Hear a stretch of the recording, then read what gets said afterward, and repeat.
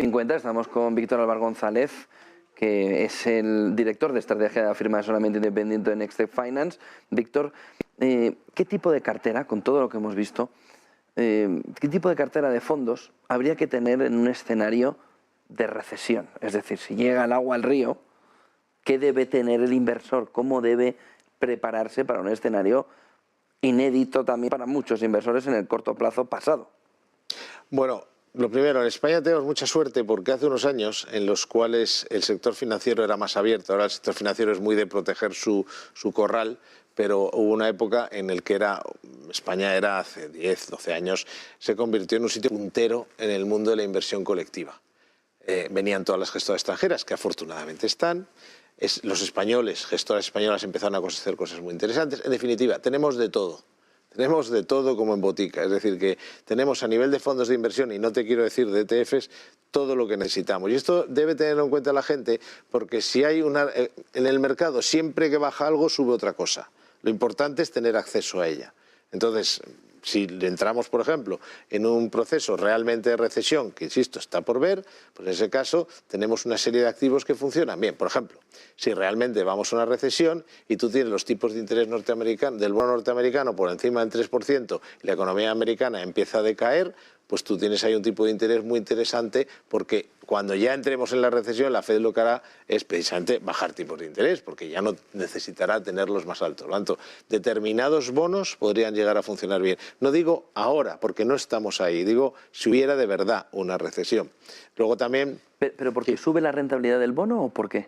Lo que ocurre es que cuando tú tienes igual que ahora la Fed está subiendo los tipos de interés porque estamos en una situación en la que tiene miedo de que el calentón que tiene la economía lleve a la inflación, por lo tanto la Fed dice la economía está muy caliente, eso es lo que está pasando allí, que es un poco distinto el motivo de subir tipos, pero la economía está muy caliente, como hay mucha demanda y la oferta no atiende a esa demanda, sea de trabajadores, sea de alimentos, sea de gasolina, sea lo que sea, pues entonces aumenta la inflación. ¿Qué tengo que hacer yo? Dice la Fed, tengo que bajar el suflé.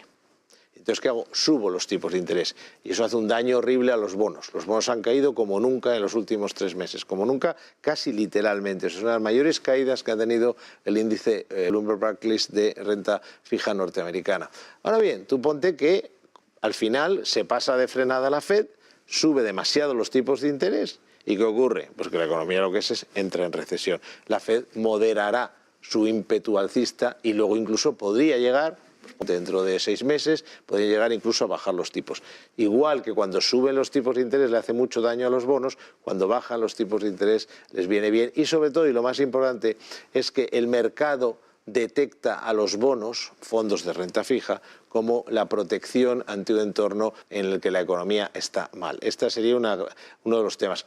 Cuidado, porque si tenemos una recesión y va acompañada de una alta inflación, lo que se llama stagflación, en ese caso no valdría esta receta.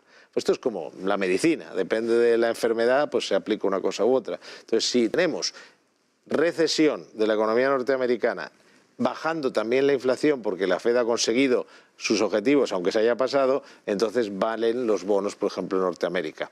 En cambio, si tenemos una situación de recesión en la cual, además, la inflación es alta, no valdría esa receta. ¿Y qué hacemos? Ahí podría valer, podría primas. funcionar el oro, podrían funcionar las materias primas y, en general, volviendo al inicio de la pregunta, en un entorno de recesión se pueden detectar valores que funcionan bien, sectores sobre todo. Es decir que, por ejemplo, sectores más defensivos como es la sanidad, sería un ejemplo. Habría que ir sectorialmente buscando cuáles funcionan bien. Igual que esto, y lo hemos hablado tú y yo alguna vez, y es importantísimo, y nos ha funcionado de cine anteriormente, es si detectas que va a haber inflación y subidas de tipos, hay sectores que van muy bien.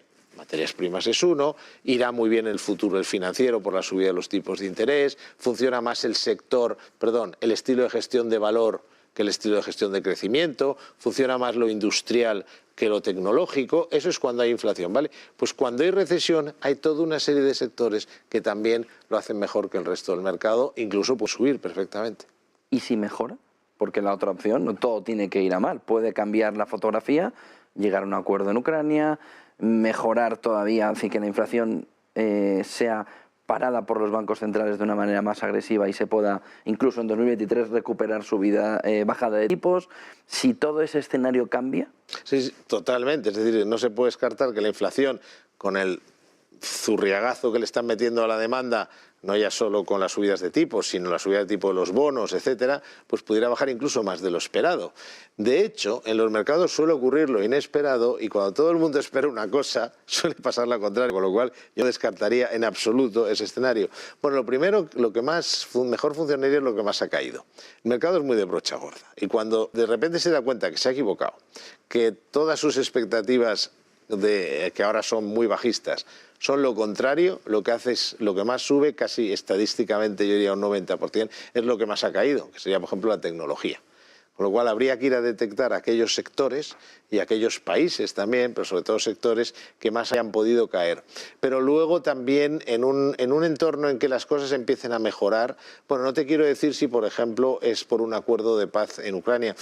La guerra, la invasión rusa, a quien afecta sin duda es Europa, porque quien paga la factura de las sanciones es Europa, no tengamos la menor duda. Entonces, claro, si desaparece... No que vayan a desaparecer las sanciones, pero si hay un acuerdo de paz, no un acuerdo, pero empieza a hablarse de paz, empieza a sentar la gente a hablar, los rusos lo primero que van a poner encima de la mesa son las sanciones. Y los europeos tampoco van a hacer mala cara, aunque afuera, de cara a la galería, dirán otra cosa. Pero internamente saben que a sus votantes la subida del coste de la vida empieza a ser algo muy duro y muy complicado. Entonces no le harán, digamos...